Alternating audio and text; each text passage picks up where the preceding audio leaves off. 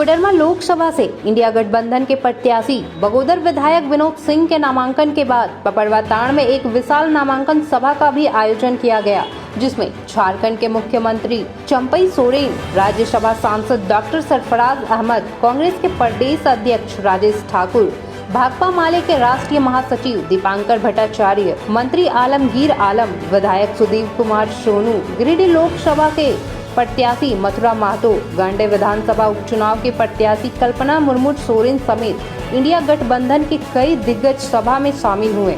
सभा को संबोधित करते हुए इंडिया गठबंधन दल के नेताओं ने प्रधानमंत्री नरेंद्र मोदी पर हमला करते हुए कहा कि 10 साल के कार्यकाल में प्रधानमंत्री ने देश को महंगाई, बेरोजगारी की ओर से ले जाने का काम किया है।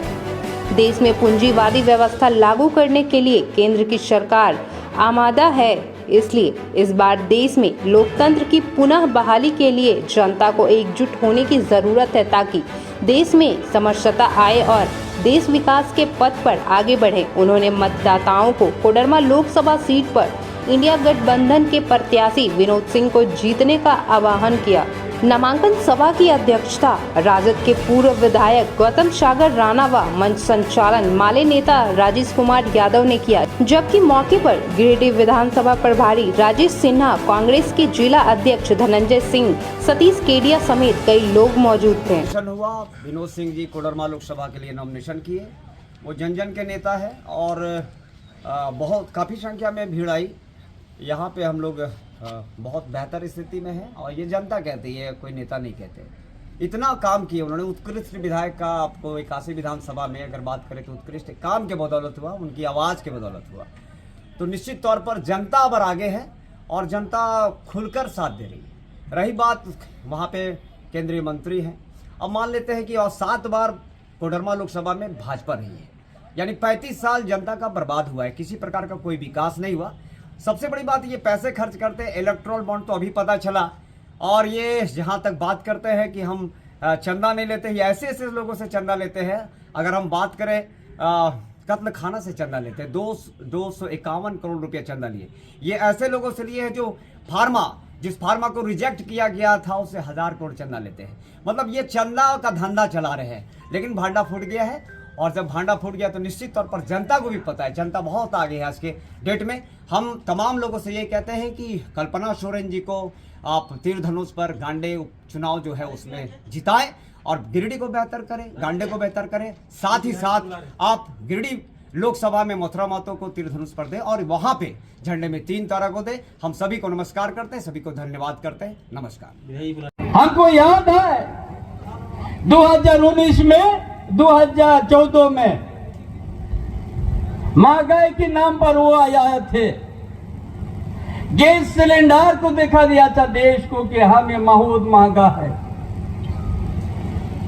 काला धान को लाने के नाम पर वो सत्ता में आया।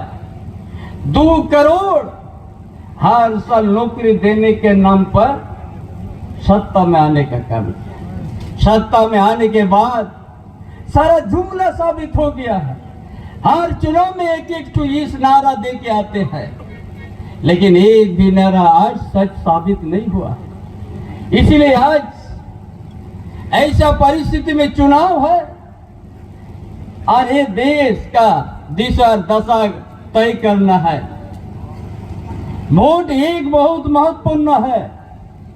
इसीलिए आज हमारा महागठबंधन इस चिलचिलाहट धूप में भी ऐसी हजारों की संख्या में आज यहाँ पर 12 बजे दिन पहले से बैठा हुआ है। इसलिए आज उसको हम लोग इस चट्टानी एकता को हम लोग वोट में परिणत करना है, वोट में हम लोग बदलना है कि एक एक परिवार को जिम्मा लेना है।